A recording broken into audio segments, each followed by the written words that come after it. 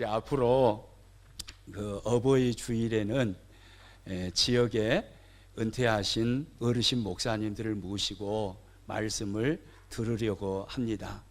이렇게 하는 이유는 이렇게 하는 것이 교회가 효를 실천하는 작은 모습이라고 믿기 때문이고요.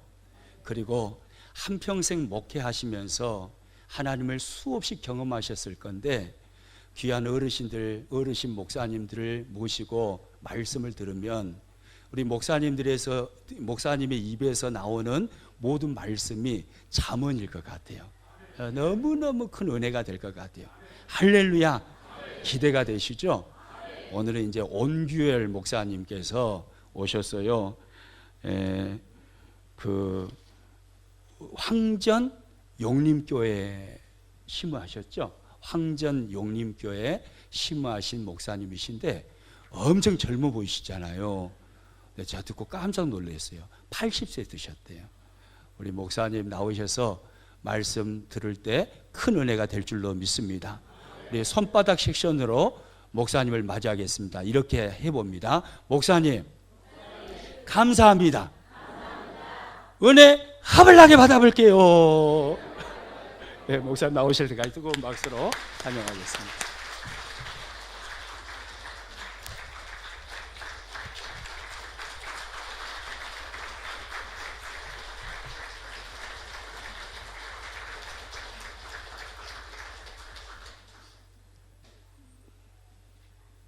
제가 그냥 은혜를 받아버렸습니다. 받아버려가지고 할 말은 많은데 꼭 필요한 말만 해야 되는데 쓸데없는 말이 안 나와야 되거든요. 그래서 한 25분으로 설교하려고 했더니 목사님한테 조금 더 해도 된다요. 그래서 마음 편히 한 25분이다가 플러스 10분 그렇게 정도 해도 괜찮겠어요? 예. 그래서 잠깐 기도합시다.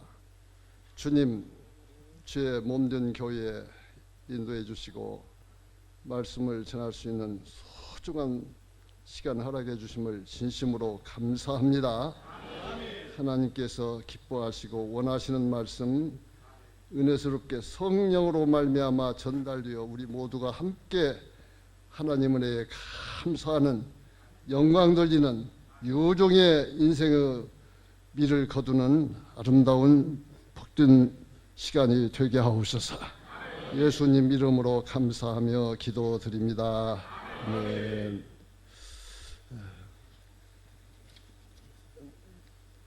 제목을 한번 같이 하십시다. 시작.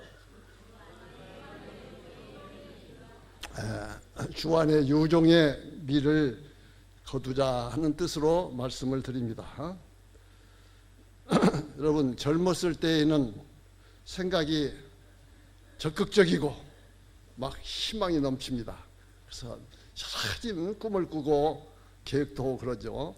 그러나 나이가 들면은 늙어가면서 그런 생각이 좀 사라지고 소극적이 되고 또 낙심하기 쉽습니다.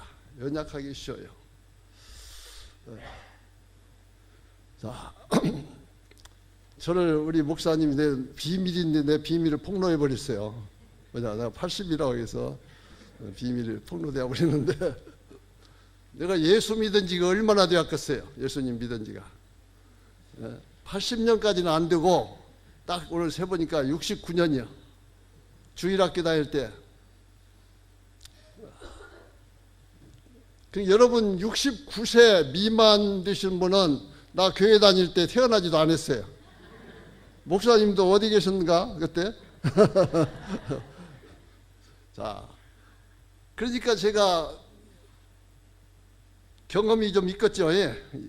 교회에서 교회 생활하면서 경험도 많이 참으로 그래서 그런 또 은혜를 우리 함께 나누시기를 바랍니다. 여러분 잘 아시는 빌리 그레이엄 목사님 아시죠? 그분은 60년 동안 185개국을 선교 여행을 다니면서 2억 명 이상에게 복음을 전하는 사람이요. 얼마나 훌륭합니까? 뭐 선교여행 간다고 해서 뭐 놀러 다니는 사람 많습니다만은 지 양반은 선교여행 중에 복음을 전하는 얼마나 훌륭한 사람이죠. 그분도 우리 한국에 와서 엑스폴로 74가 1974년도에요. 빌브라이트 박사가 그때 주강사가 되어서 앉고 김중곤 목사님 그때 대학생 선교 주최를 했는데 그때 거기도 갔었죠. 근데 그 전해 73년도에 여의도 광장에 와서 한국의 교회를 부흥시키도록 큰 성령의 큰 역사가 일어나도록 말씀을 전가하신 분이 빌리그레암 목사예요. 이 훌륭한 분이 작년에 100세 때에 세상을 떠나셨어요. 근데 떠나기 전에 그 하신 말씀이 하나님 일에는 은퇴가 없다. 다만 새로운 도전이 있을 뿐이다. 선인장은 밤에 꽃을 피운다. 인생은 황혼기에 꽃을 피우고 열매를 맺을 수 있다. 이런 말을 했어요. 인생은 황혼기에 꽃을 피우고 열매를 맺을 수 있다. 이 말씀을 가만히 생각해 보니까 인생은 황혼기에 유종의 미를 거둘 수 있다. 이 말과 같은 뜻이에요. 자, 어버이 주일을 맞이해서 나이 드신 부모님들께서는 힘내시고 황혼기에 꽃이 피고 열매를 맺는 유종의 미를 거두어 가시기를 바랍니다. 또 젊은 자녀들은 부모님께서 남은 여생 동안 유종의 미를 거두어 가시도록 옆에서 기도하고 섬기는 아름다운 삶을 살아가시기를 바랍니다. 이러한 것이 오늘 어버이 주일을 뜻깊게 보내는 길이라 생각하면서 주 안에 유종의 미를 거두자는 뜻으로 말씀을 드립니다. 자, 유종의 미라는 미를 거둔다는 뜻이 무엇인지 여러분 다 아시죠? 처음에 시작한 일을 끝까지 잘해서 끝맺음을 좋게 맺는다는 뜻이에요. 처음에 시작한 일을 끝까지 잘해서 끝맺음이 좋은 거예요. 그런데 이 반대말이 뭐 용두 3이에요. 잘 아시는구나. 우리 신앙인은 유종의 미를 거둬야 돼요. 그런데 용두삼위격으로 끝난 신앙인들도 많이요. 중간에 믿다 낙심하고 포기하고. 예수님 제자 가운데 그 사람이 누구예요? 가룟 유다 같은 사람은 그냥 중간에 용두삼위격으로 끝나서 가서 자살하고 죽었어요. 오늘 본문 말씀 우리가 목사님과 더불어 우리 함께 읽었는데 이 말씀을 통해서 보면은 여기에 사도 바울이 유종의 미를 거둔 그러한 신앙 고백적인 말씀이 거기에 기록되어 있습니다. 오늘 이 하나님 말씀을 통해서 우리는 세 가지 면에서 주 안에 유종의 미를 거두는 그것을 생각합니다. 첫째로는 유종의 미를 거두는 것은 무엇이겠어요? 영혼이 구원받아서 천국에 들어가는 것입니다. 아무리 이 땅에 오래 살고 100년, 150년을 살아도 죽어서 지옥 가면은 그 유종의 미를 묻고 불쌍한 거죠. 천국을 소유하는 것이 가장 유종의 미를 거두는 거다. 다음에 둘째로는 땅에서 잘되고 장수하는 것입니다. 그냥 일찍 죽어버리면 어떻게 해요? 또 비리비리 살다가 또 형편없는 실패한 인생을 살면 어떻게 돼요? 끝까지 잘되고 장수의 복을 누리는 것이 유종의 미를 거두는 것이다. 믿습니까? 다음에 세상에 떠날 때에 떠나는 순간 남겨놓은 발자취가 아름다운 사람. 선악 범사에 다 때가 있고 기한이 있고 목적을 이룰 때가 있다. 날 때가 있고 죽을 때가 있는 거요. 근데 그 죽을 때, 세상을 떠날 때 남겨놓은 인생의 발자취가 아름다운 사람, 지저분한 사람, 이놈한테 욕 얻어먹고 죽는 사람, 형편없는 사람들 많지 않아요. 자, 인생의 발자취가 아름다운 사람이 유종의 미를 거둔 사람이다. 이렇게 우리가 생각해 볼 수가 있습니다. 네. 실존주의 철학자 칼 야스퍼스라는 사람이 있어요. 그건 하나님을 경외하는 사람입니다. 그분 그 이론들을 좀 읽어보면 여러 가지가 있지만은 중요한 것은 현대는 신뢰 상실의 시대이다. 서로 믿음이 없어. 사람과 사람 사이에 또 하나님께 대한 믿음이 많이 상실된 시대. 근데 우리가 한번 또 생각해 보니까 현대는 불안의 시대예요. 불안의 시대. 어찌서 불안하냐? 알 수 없는 여러 가지 나쁜 병들이 우리 생명을 위협하고 있습니다. 요새는 또 막 치매가 무서워요. 치매가. 자, 여러 가지 막 사고가 있고 테러가 있고 뭐 전쟁 위협이 있고 이런 여러 가지 불안한 요소들이 많습니다.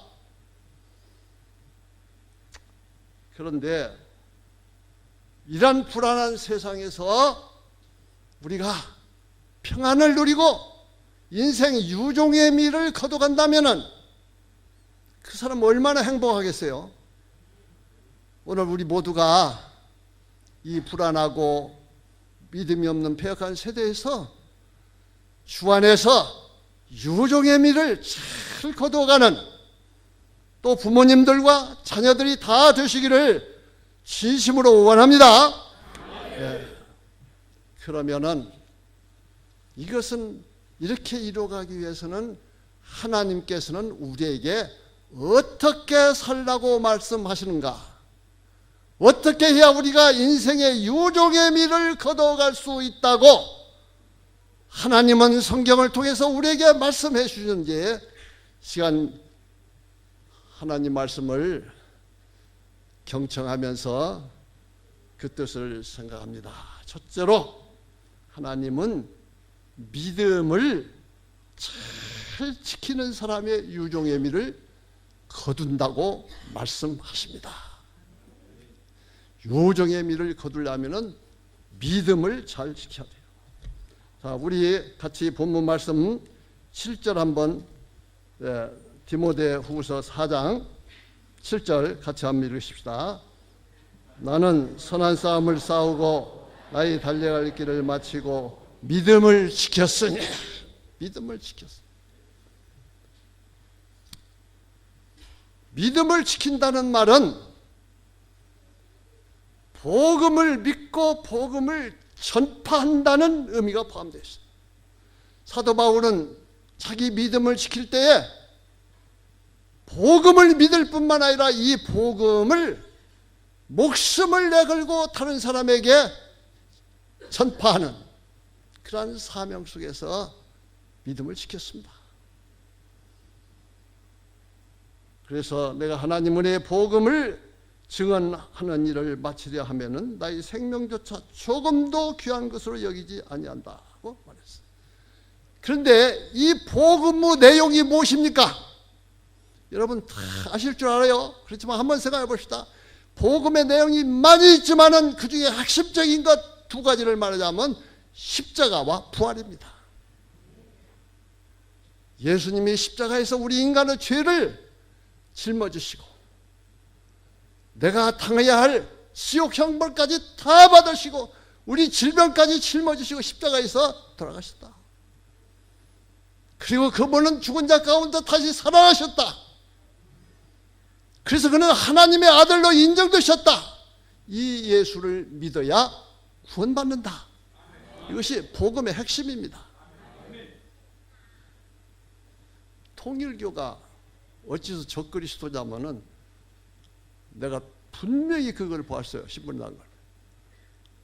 예수님의 십자가는 실패한 십자가다. 그렇게 말했어요. 그건 사탄 아닙니까? 성경에 십자가의 도가 멸망하는 자에게는 미련하게 보인다고 그랬습니다. 그러나 구원을 얻는 우리에게는 하나님의 능력이라고 그랬어요. 자, 바울 사도가 처음부터 예수 잘 믿은 사람 아니에요. 처음에는 예수님을 불신하고 교회를 박해하던 적그리스도적인 그러한 괴수였습니다. 그래서 하나님의 종 스데반이 순교당할 때, 돌에 맞아 죽을 때 올쏘고 가편 투표하고 마땅히 당연히 저 죽을 사람이다 한 사람. 예수님도 십자가에서 율법을 어겼기 때문에 죽었다. 그는 그것을 당연히 생각하던 사람이에요. 그것도 모질해서 그리스도인들을 잡아 옥에 가두기 위해서 부하들을 거느리고 위협과 살기가 등등하게 담에색으로 가는 그런 가던 사람이었습니다. 근데 어떻게 이 사도 바울이 주님의 진실한 제자가 되었습니까? 십자가를 부인하던 그가, 예수의 부활을 안 믿던 그가 어떻게 예수님을 믿고 십자가를 증거하고 부활하신 예수님을 증거합니다. 담에서 가는 도중에 하늘로부터 갑자기 밝은, 햇빛보다도 더 밝은 빛이 확 둘러비치 깜짝 놀랐어요. 땅에 엎드려졌습니다. 하늘에서 음성이 들려옵니다. 사울아, 사울아, 네가 어찌하여 나를 핍박하느냐? 그 인자한 음성이 들려옵니다. 그때 사울이 깜짝 놀라가지고 주여 당신이 누구십니까? 나는 네가 핍박하는 예수다. 거기에서 부활하신 예수님을 만나버린 거예요. 그래서 사울의 인생의 전환점, 터닝 포인트가 거기서 생긴 겁니다. 아, 예수님은 그냥 죽은 것이 아니라 내 죄를 대신해서 죽으셨고 그는 부활하셔서 하나님의 아들이시구나. 거기에서 확신이 생긴 거예요. 그래서 그렇게 예수를 반대하던 사람이 예수를 위하여 목숨을 바치는 사람으로 변화되었습니다. 여러분, 우리 신앙생활에는 이러한 담에석 체험과 같은 인생의 영적인 전환점이 있어야 됩니다. 그래야만 그가 복음을 위해서 증거하고 복음을 위해서 충성하는 사람이 되는 것이에요. 믿음을 지키는 사람은 복음을 믿을 뿐만 아니라 증거하는 사람이다. 그것이 믿음을 지키는 길이다. 바울 사도는 나가서 교회를 세우고 교회를 사랑하고 교회를 위해서 충성을 했습니다.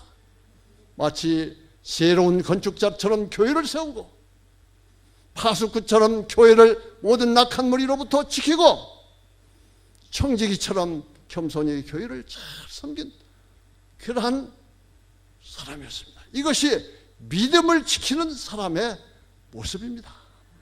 오늘 우리 모두가 믿음을 잘 지키시는 여러분이 되시기를 바랍니다. 자, 믿음을 지키는 사람은 또 한 가지가 있습니다.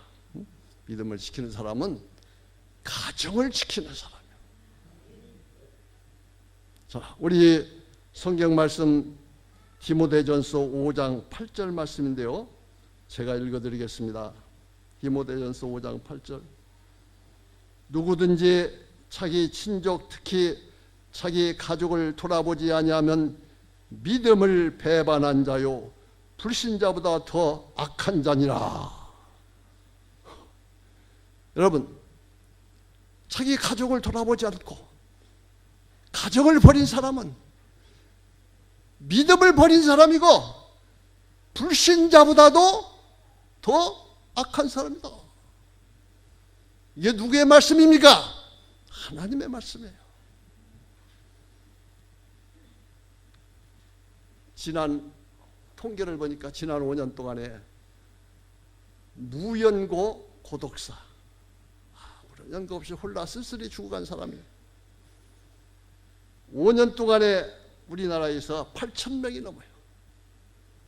그 중에 50대가 더 많아요. 어디서? 서울에서.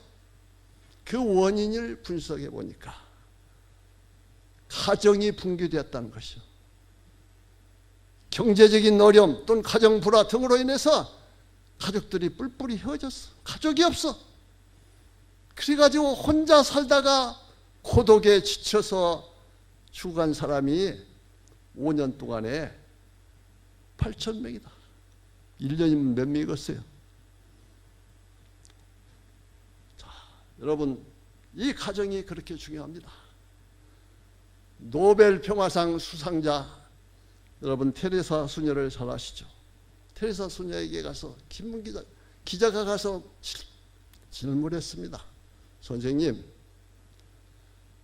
세계 평화의 길이 무엇입니까? 이게 테레사는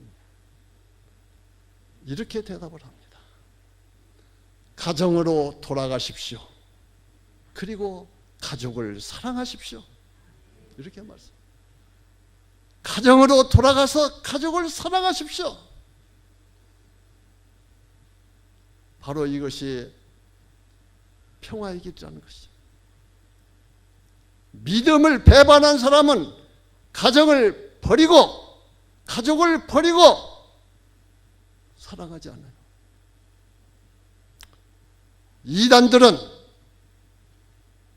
가족을 버릴지라도 부모를 버릴지라도 우리 교회에 나와서 충성을 해라. 그게 뭔 교회에 나와야지. 성경을 억지로 보는 사람들이 이 땅에 얼마든지 있습니다. 그러나 진실한 그리스도인 믿음을 지키는 사람은 가정을 잘 지키고 가족들을 돌보는 사람이에요. 오늘은 어버이 주일이기 때문에 이 가족 가운데에 부모와 자녀 관계, 가정에서 가장 중요한 부부관계, 형제 자매 관계도 있지만은 오늘 어버이 주일이기 때문에 부모와 자녀의 관계에 대해서 조금 더 우리가 구체적으로 생각합니다. 부모와 자녀의 관계를 무슨 관계라고 합니까? 천륜관계라고 해요. 천륜관계. 하나님이 맺어준 관계는.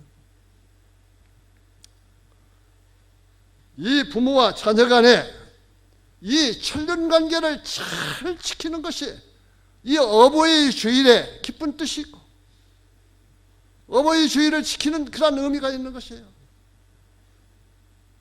여러분, 성경에서 우리에게 뭐라고 말씀하고 있습니까? 우리가 읽은 말씀 6장, 에베소 6장에 보면 내 부모를 순종하라. 이것이 옳으니라. 내 아버지와 어머니를 공경하라. 이것이 약속이 있는 첫 계명이다. 부모님을 순종하고 공경하라는 것이죠. 귀로만 듣고 잊어버리면은 그것은 안 돼요. 마음판에 새기고 명심해야 됩니다. 부모님은 어떤 경우에도 내가 잊어버리거나 거역하거나 무시할 그런 대상이 아니고 내가 평생토록 마음에 간직하고 순종하고 잘 존경해야 할 대상이 바로 부모님이십니다. 성경에 에베소 5장에 가면 더 나아가서 늙은 남자를 아버지에게 하듯 하고 늙은 여자에게는 어머니에게 대하듯 하라겠습니다. 내 부모가 아니라도 나이 많으신 어른들을 내 부모님처럼 대하듯 하라는 것이요. 오늘 대표하시는 기도하시는 장로님 그 내용에도 나왔어요. 레위기 19장 32절에 너는 셋머리 앞에 일어나고 노인의 얼굴을 공경하며 네 하나님을 경외하라. 나는 여호와니라. 나는 여호와니라. 하나님께서 말씀하십니다. 너는 셋머리 앞에 일어서라. 그 나이 많은 어른들 앞에서는 내가 앉았다가도 벌떡 일어나야 돼. 그것이 겸손한 표시예요. 그리고 그 얼굴을 공경하라. 얼굴을 공경하는. 우리가 보면은 젊고, 미안합니다 이런 말, 젊고 아름다운 얼굴들은 좋게 바라보고, 나이 들고 나처럼 쭈글쭈글한 사람은 별로, 이러면 안 되는 것이다. 노인의 얼굴을 어떻게 공경하라. 여러분들은 다 보니까 대학도 나오고 고등학교 다 이상 다 나온 것 같아요. 그렇기 때문에 영어를 내가 조금 쓸랍니다. 영어를 조금 쓰게. 그게 얼굴을 공경하라 그런 말을 show respect, show respect, 존경심을 보이라고 말이야. 누구한테? 노인의 얼굴을 볼 때마다 존경심을 가지고 보라는 것이. 이제부터 그렇게 하셔야 됩니다. 예. 아이고, 늙은이 천대꾸리기. 그러면 이것은 하나님 뜻이 아니고 마귀의 뜻이야. 하나님은 노인들의 얼굴을 존경심을 보여라. 그분들이 자녀를 기르라고 얼마나 고생했습니까? 이 사회에 그분들이 없었더라면 이 사회가 없는 거예요. 과거의 노인들이 이 사회를 위해서 봉사하고 자녀를 기르고 얼마나 가정을 위해서 사회를 위해서 봉사하기 때문에 오늘의 사회가 있는 거 아닙니까? 그렇기 때문에 우리는 나이 많으신 어른들, 그분들이 나이가 들어서 오래 산다는 지금 복받고 사는 증거예요.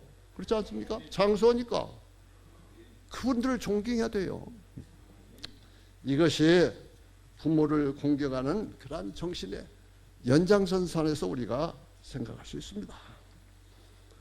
자, 이것이 부모를 공경하는 것이 약속 있는 첫 계명이다. 그 영문 성경을 찾아보니까 the first commandment with a promise. 여러분 잘 아시죠? 다. first commandment 첫째 계명이란 말이야. with a promise. 약속이 따르는 첫째 계명이라고 합니다. 그 약속이 무엇입니까?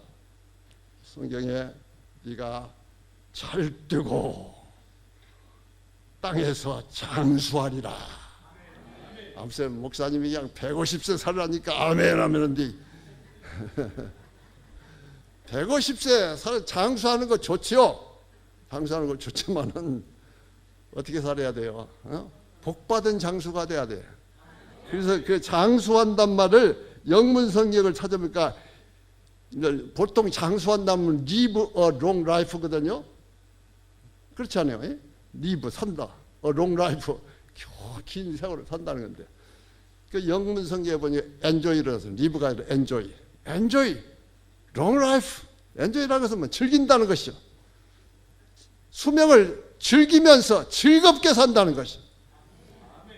여러분 즐겁게 살아가시기를 바랍니다. 그게 장수의 복이. 어떠한 사람에게 부모를 순종하고 공경하고 나이 많은 어른들에게 존경심을 표하고 살아갈 때, 여러분에게 약속 있는 첫 계명인데 이것이 땅에서 잘 뜨고 장수하는 것이다. 꼭 이렇게 되시기를 바랍니다. 네. 그래서 오늘 성경 말씀을 보면은 믿음을 잘 지켜야 된다. 첫째 믿음을 잘 지켜야 돼. 믿음을 지키는 것은 바울처럼 복음을 전하고 또 교회를 위해서 충성하는 사람. 이 사람은 믿음을 지키는 사람이고, 그뿐만 아니라 자기 가정을 지키고 가족을 잘 돌아보는 사람이 믿음을 지키는 사람이다. 이런 사람에게 하나님께서는 생명을 보호해 주시죠. 땅에서 장수합니다. 바울 사도가 그렇게 오래 충성하니까, 믿음을 지키니까 하나님께서 바울 사도를 어떻게 했다겠습니까? 그 17절에 보면은 4장 디모데후서 4장 17절에 보면은 17절 끝을에 보면 사자의 입에서 건짐을 받았느니라. 믿음을 지키고 사니까 참으로 우는 사자와 같이 핍박과 환난이 많이 주변에서 부닥쳤지만 그 속에서 하나님께서 사자 입에서 구원하듯이 그 생명을 지켜주었다. 구약성경에 믿음 지키다가 사자 입에서 구원받은 사람이 누구요? 다니엘 아닙니까? 믿음을 지키면 생명을 지켜줘요. 욥이 무엇을 지켰어요? 믿음을 지켰어요. 질병이 와도, 가정이 막 풍파가 와서 가족이 죽어가고 살림이 망하고 인생 밑바닥에 떨어졌어도 욥이 지킨 것은 뭐요? 하나님을 경외하는 믿음이었어요. 그러니까 하나님께서 거기에 보면은 하나님이 욥의 생명을 지켜줬다 했어요. 사탄을 향해서 너는 욥의 생명에 손을 대지 말라 했어요. 믿음을 지키는 사람은 하나님께서 생명을 지켜줘요. 그래서 여러분 생명을 보존하는 비결이 무엇이냐? 어? 믿음을 잘 지켜라. 그래서 믿음은 생명과 같은 것이야. 믿음을 버리는 사람은 생명을 버리는 사람이야. 자, 생명이 무엇보다도 귀한 거요? 온 천하보다도 귀한 거예요. 생명이 없으면 인생 끝. 자, 이 생명이 천하보다도 귀한 거예요. 근데 하나님께서는 믿음을 지키는 사람에게 그 생명을 눈동자처럼 지켜주신다. 땅에서 잘 뜨고 장수하게 해주신다. 믿습니까? 바로 그것입니다. 설교 시간 내가 보통 설교했으면 2시간 정도 되면 설교가 끝나요. 근데 내가 여기 오늘 강사로 초대받아서 왔으니까 조금 더 해도 괜찮겠습니까? 네, 감사합니다.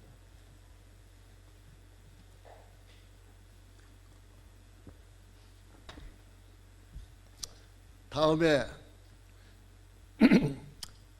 유종의 미를 거두는 것은 믿음을 지키는 것이다. 젖대지 말씀에서 두 번째 되죠. 믿음을 지키는 사람은 선한 싸움에서 승리하는 사람이라고 하나님은 말씀하십니다.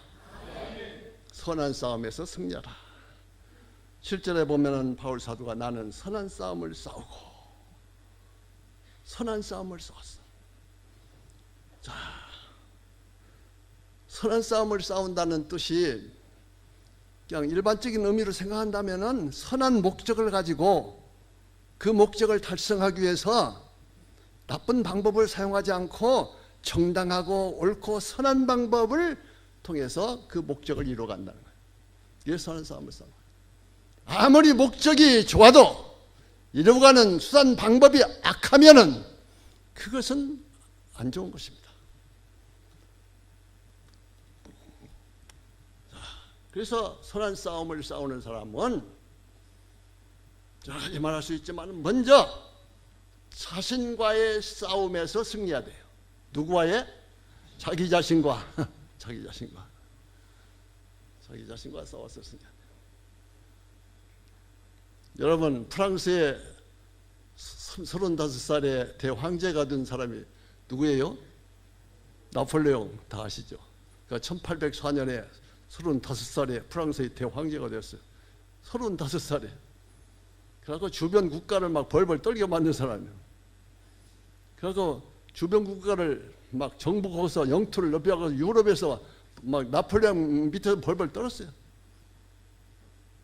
근데 그가 왜 망했느냐? 욕심이 너무나 많아요. 자기 마음을 자기를 다스릴 줄을 몰라. 영웅심.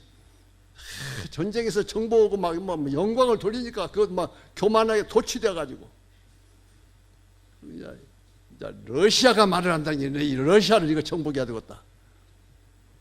50만 군대를 거느리고 러시아를 정복을 하려고 길을 떠나기 전에 그 어머니가 나폴레옹 이놈아 현재로 만족하고 너 제발 네 마음 좀 다스리고 가지 말라 그렇게 어머니가 만류해요. 그걸 뿌리치고 50만 대군을 거느리고 막 당당하게 러시아를 향해서 전쟁을 일으켰어요. 여러분 아시죠? 가가지고 그 추운 겨울날 동장군이라고 해요. 또 추위에 떨고 또 막 화재가 났어요. 막 러시아 군대가 갑자기 막 공격을 해요. 그 50만 대군이 아주 형편없이 얼어 죽고 포에 맞아 죽고 많은 사람이 죽어버려. 나폴레옹도 그냥 의기당당하게 나갔는데 돌아올 때는 그냥 풀이 죽어가지고 겨우 목숨만 건지고 도망왔어요. 그 후로 나폴레옹이 실각을 합니다. 실각을 해가지고 쫓겨난 데가 어디냐면은 엘바섬이라는 곳에서 쫓겨나요. 엘바섬에서 쫓겨나서 사는데, 그때만 해도 막 황제 옷을 입고 그 전에 막 상당히 자유가 있었어요. 근데 이게 기회를 못 보가지고 어떻게든지 다시 복귀하려고 나폴레옹이 또 탈출해 엘바섬을. 그때 어머니가 또 말립니다. 제발 하지 마라. 내가 젊었을 때 읽은 책이 기억이라 내가 20대 때 그 읽었기 때문에 상당히 거시기해요. 근데 정확한 표현은 안 되거든요. 하여튼 어머니가 말렸어요. 그래서 뿌리치고 나가니까 어머니가 막 아들 저주하더라고요. 그 나가서 황제에 복귀해가지고 100일 동안 황제 노릇 하는데 유럽 연합군과 싸우는 거예요. 또 어디에서? 워털루에서 전쟁이 붙었어요. 근데 그때 비가 억수같이 쏟아졌어요.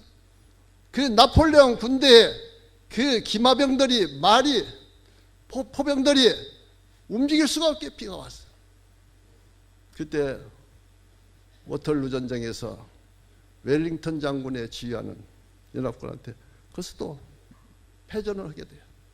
그래서 나폴레옹이 어디로 유배를 가냐면 세인트 헬레나 섬으로. 이제 이거 여따 놨다 안 되겠다. 저 무인도에다가 갖다 유배시켜버렸어요. 그때 나폴레옹이 고백한 말이 이 말입니다. 나의 최대의 원수는 내 자신이다.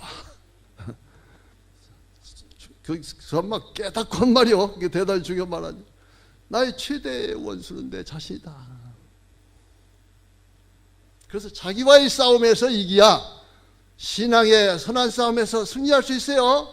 믿음의 선한 싸움에서 승리하려면 자기와의 싸움에서 승리하라. 예수님도 자기와의 싸움에서 막 얼마나 피땀 흘리면서 기도했어요. 겟세마네 동산에서 피땀 흘리고 기도한 것은 아버지여 내 뜻대로 마시고 아버지 뜻대로 하십시오. 이것 하나를 위해서 기도한 거예요. 여러분 자기와의 싸움은 딴 것이 아니에요. 내 뜻과 욕심을 뜻대로 하지 않고 하나님의 뜻에 복종시키는 거예요. 그게 선한 싸움, 자기와의 싸움인 거예요.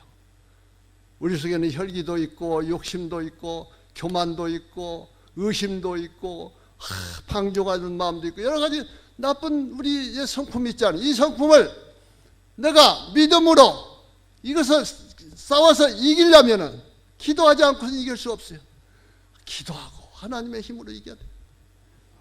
그래서 예수님이 나를 따르려거든 자신을 부인하고 자기 십자가를 지고 나를 따르라 말씀하시죠. 선한 싸움을 싸우는 사람은 자기와의 싸움에서 승리해야 된다. 그래서 변하여 새 사람이 돼야 돼.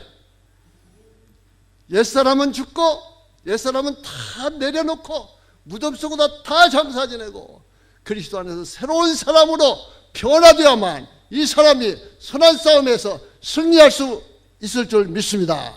네. 여러분 자기 자신 최대의 원수예요. 자기 자신을 이겨야 돼요. 나쁜 자기 자신을 미워해야 됩니다.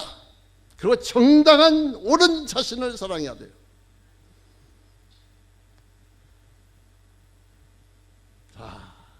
선한 싸움을 싸우는 사람은 이제 변화되어서 새 사람이 되고 그 다음에는 평화의 사람이 돼야 돼요. 인간관계 속에서 평화로운 사람, 평화로운 사람이 인간관계에서 평화를 만들어가는 사람을 예수님께서 뭐라 했어요? 화평케 하는 자는 시작 화평케 하는 자는 복이 있나니 저희가 하나님의 아들이라 일컬음을 받을 것이요. 마태복음 5장 9절 영문 성경에는 Blessed are peacemaker. Blessed are the peacemaker. peacemaker라고 했어요. peacemaker. 여러분 잘 알아요. 평화를 만들어간다. 화평케 하는 사람. Blessed are the peacemakers. 여러분, 피스메이커가 되어야 됩니다. 트러블 메이커가 있어요. 트러블 메이커. 어떻게든지 그 못되어 먹은 인간의 성품에 트러블 메이커 가서 그냥 어떻게든 그냥 트러블 메이커는 마귀를 닮아가는 사람이고 피스메이커는 예수님을 닮아가는 사람이다. 네. 하나님의 자녀는 피스메이커가 됩니다. 피스가 평화라는 뜻도 있고 화평이라는 뜻도 있고 평안이라는 뜻도 있고, 우리나라는 그냥 평화 다르고 화평 다르고 평안 다르고 평강 다르고 평온 다르고 그냥 여러 가지를 표현하는데 영문 성경은 거기다가 피스로 돼요. 피스. 우리 교회 이름이 뭐요? 평안교회. 예, 피스 처치란 말이에요. 평안교회 교인은 어떤 사람이 평안교회 교인이 자기 있겠어요? 피스메이커. 여러분이 어느 곳에 가든지 피스메이커가 돼. 평화를 막. 또 선한 싸움에서 승리하는 사람은 인간관계 속에서 해피바이러스가 돼야 돼요. 해피바이러스. 아, 이 정말 얼마나 좋은지 한번 같이 읽읍시다. 하나님을 기쁘시게, 사람을 행복하게, 사람을 행복하게. 어떻게 하면 다른 사람을 행복하게 할 수 있는가? 이 사람이 해피바이러스예요. 주변의 기쁨과 감사함을 일으켜주는 사람이 돼야 돼요. 그렇게 하려면 예수님을 본받아서 주는 생활을 해야 됩니다. 여러분이 예수님이 우리에게 많이 주셨죠. 예? 그럼 여러분은 주시고만 하면 돼요. 내가 뭔 말 하면은. 자, 예수님께서 병든 자를 고쳐? 오케이. 예수님께서 죽은 자를 살려? 예수님께서 줄인 자를 배불려? 주시고. 죄인들을 용서하여? 끝까지 참아? 마지막 생명까지? 잘하셨어요. 예수님은 삶은 우리에게 주시고의 삶이었어요. 주시고 삶. 그래서 성경에 받는 자보다도 주는 자가 복이 있다 그랬죠? 예. 받고자 하면 이상하게 불평이 생깁니다. 그런 걸 다 잊어버리고 주시고요. 주시고 생활. 그 사람이 해피바이러스가 되는 거예요. 예. 선한 싸움을 싸우는 사람은 마귀를 대적하여 승리합니다. 마귀는 우리에게 첫째 의심을, 하나님 때에다 의심을 일으키고, 정말 하나님 있을까? 하나님이 없다고 막 설파하고 막 하던 막 교만하게 살던 사람이 누구예요? 니체. 하나님 죽었다. 어느 날 길거리에서 정신병이 걸렸어요. 이상 왔어요. 불행하게 죽었습니다. 하나님을 의심하는 것은 마귀. 하나님은 교만하게, 이 마귀는 인간을 교만하게 만들고 죄를 짓게 만들고 거짓말하게 하고 불순종하고 악하게 만드는 것이 이 마귀. 이 마귀에게 속아가면 큰 손해를 입습니다. 여러분, 마귀한테 속지 마시고 마귀를 대적하고 승리하시기를 바랍니다. 그래서 성경에 마귀를 대적하라. 그 다음에 너희를 피하리라. 그래서 우리는 항상 정의의 편에서, 진리의 편에서, 선의 편에서 바울처럼 목숨을 걸고 믿음을 지켜나가야 될 줄로 믿습니다. 네. 이제 조금 이제 끝납니다. 셋째로, 자, 요정의 미를 거두가는 사람은 뭐네 해도 하나님과 늘 동행하는 사람이에요. 하나님과 동행. 여호와께서 집을 세우지 아니하면 집을 세우는 자의 수고가 헛되고, 여호와께서 성을 지키지 아니하면 파수꾼의 깨어 있음이 헛되다. 그랬어요. 하나님이 함께 하셔야 돼. 근데 예수님이 고백하신 일이 있어요. 요한복음 8장 29절에 나를 보내신 이가 항상 나와 함께 하신다. 내가 그의 기뻐하시는 일을 행함으로 나를 혼자 두지 않으셨다. 무슨 일? 기뻐하시는 일. 하나님을 기쁘시게 하니까 하나님이 늘 예수님과 함께 하셨다는 거예요. 여기 보니까 하나님을 기쁘시게. 참 정말로 귀한 거예요. 하나님을 기쁘시게 하는 사람은 하나님께서 함께 하셔요. 구약성경에도 에녹이 하나님과 300년 동안 통행하면서 자녀를 낳았다고 했는데 거기 보면 에녹은 하나님을 기쁘시게 하는 사람이라 했어요. 여러분, 하나님을 기쁘시게 하면 하나님이 여러분과 늘 함께 동행하십니다. 동행하는 자에게 하나님은 어떠한 축복을 주세요. 새 힘과 능력을 주신다. 디모데후서 4장 17절 보세요. 같이 읽으십니다. 4장 17절 시작. 주께서 내 곁에 서서 나에게 힘을 주심은 나로 말미암아 선포된 온전히 전파되어 모든 이방이 듣게 하십니다.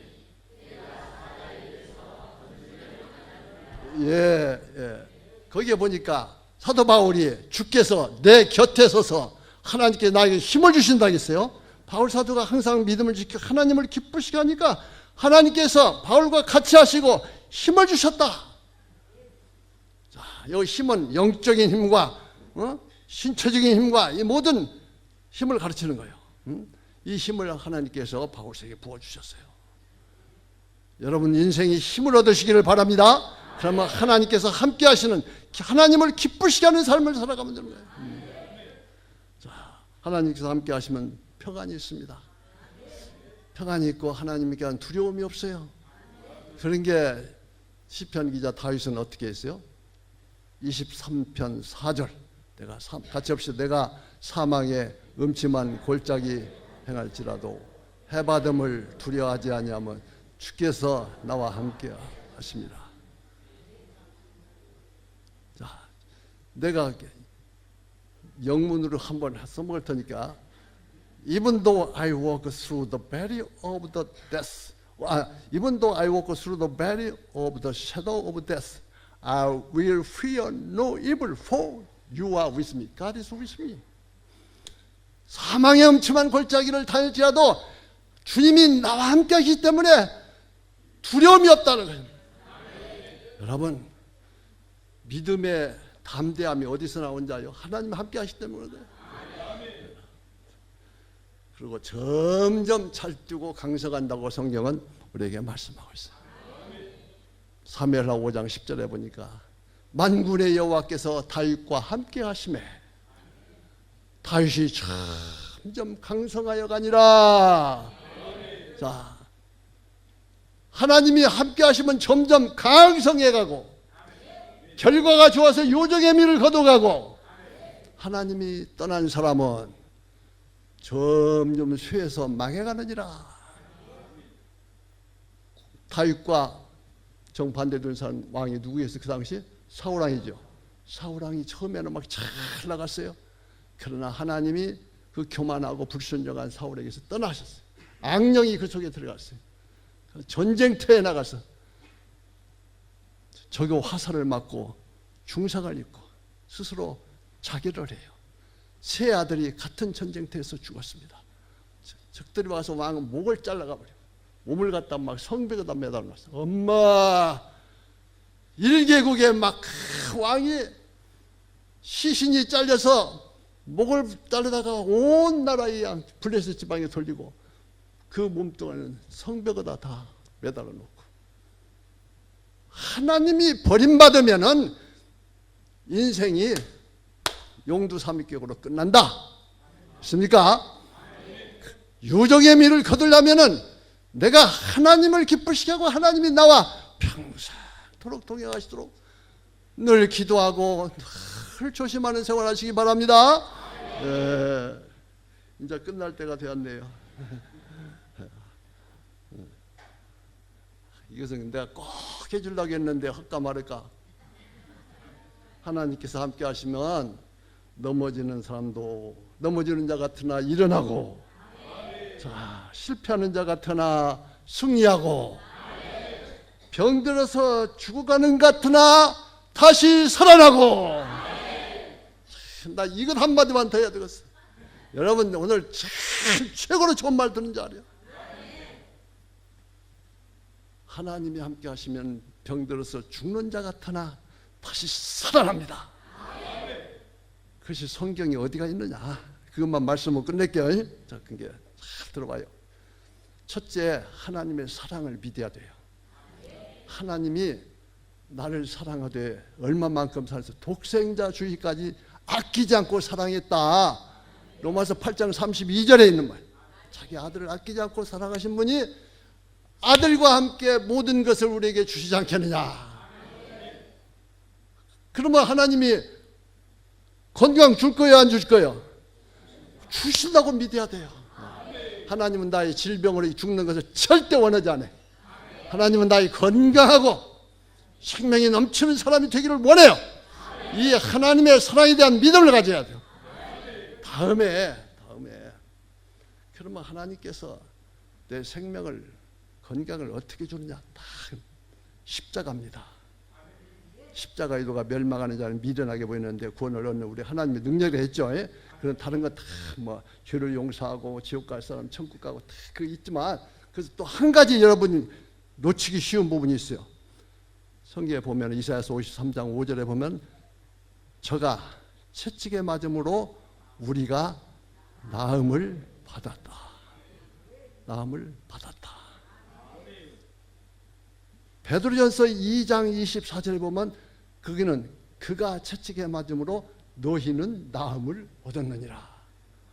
영문으로 말하면 by his wounds you have been healed. 구약 성경에는 시작을 by his wounds we are healed. 하여튼 고침을 받았다. 수동형이야. 예수님이 십자가에서 돌아가시는 순간 우리는 병이 고침을 받았다 선언한 거야. 내가 아픈지 무슨 소리야? 이렇게 생각할 수가 있어 인간은. 그렇지만은 예수님은 십자가에서 우리의 질병을 다 жил고 담당하셨다고 믿고 내가 하나님 앞에 기도로 이 질병을 하나님 다 십자가에서 가져가십시오. 기도하고 믿습니다. 주님이 채찍에 맞음으로 나는 고침을 받았습니다. 나는 환자가 아닙니다. 병이 내게서 떠났습니다. 선포하고 믿어야 돼요. 이 눈에 아무 증거 아니 비어도 믿음만을 가지고 늘 걸으며. 그러니까 그 고린도후서 5장 6절인가 있죠? 고린도후서 그게 5장 7절. 이는 우리가 믿음으로 행하고 보는 것으로 하지 아니함이로라. We live by faith, not by sight. 눈에 보는 것으로 살지 않고 믿음으로 산다. 오직 이는 믿음으로 말미암아 구원받습니다. 너희가 믿고 의심치 않으면 그대로 되리라. 얼마나 귀한 말씀. 하나님의 사랑을 믿고 기도하고 주님 십자가에서 돌아가 있으니 나의 모든 병을 주님께서 가시한 줄 믿고 그리고 믿음으로 행하고 의심치 않으면. 그 대신 우리가 중요한 것은 절대 죄를 지으면 안 돼요. 너희가 더 심한 것을 바라지 않도록 죄를 짓지 말라 했어요. 그리고 성령으로 행해야 돼요. 성령이 우리 안에서 계시고 내가 성령을 따라서 행해야 돼요. 그것이 로마서 8장 11절에 있어요. 만일 예수를 죽은 자 가운데서 살리신 이의 영이 하나님의 성령이 너희 안에 거하시면은 너희 안에 거하시는 그 성령으로 말미암아 너의 죽을 몸도 살리시리라. 얼마나 귀한 말씀이야. 믿습니까? 또 영어 한마디 할게. If the spirit of him who raised Jesus from the dead is living in you, he who raised Christ from the dead will also give life to your mortal bodies through the spirit who lives in you. 그 말이에요. 로마서 8장 11절에 있는 말씀. 엉터리 영어 같아요? 내가 영어로 외국인들 앞에 설교도 옵니다. 네. 자, 여러분, 성령이 우리 안에 계시면은 성령이 우리 죽을 몸도 살려낸다는 거예요. 그러니까 너희가 육신을 따르지 말고 성령을 쫓아서 행하라. 성령을 쫓아서 행하라. 자, 그러면은 하나님께서 우리 질병을 깨끗게 해주세요. 그래서 우리는 자기 자신을 이기고 마귀를 이기고 질병도 이기고 세상도 이기고, 그래서 우리는 유종의 미를 거둬갈 수 있다. 여러분 모두가 유종의 미를 거두는, 우리 부모님들이 유종의 미를 거둬가도록 우리가 도와주시고, 우리 자녀들도 다 유종의 미를 거둬가는 우리 모두가 되시기를 주의 이름으로 축원합니다. 아멘.